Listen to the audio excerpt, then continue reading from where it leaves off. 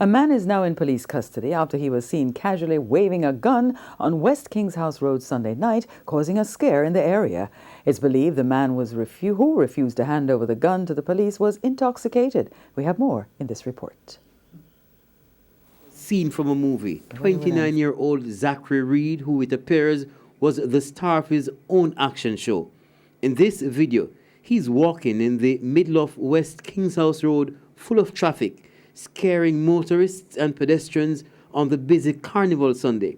He seems to be walking while dancing to the music in the background with a gun in his hand. Seconds later, he points the gun again as if aiming for a target.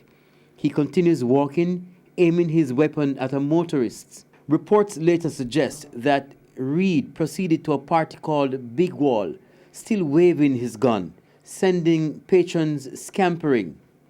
No shots were fired and the police were summoned.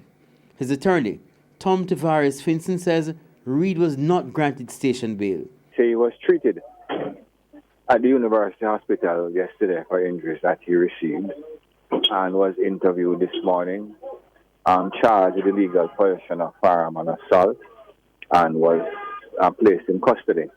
We are now awaiting a court date. Meanwhile, the police are asking persons who Mr. Reed pointed the gun at on Sunday to contact the Halfway Tree Police. It's believed Mr. Reed could face more serious charges if these persons come forward.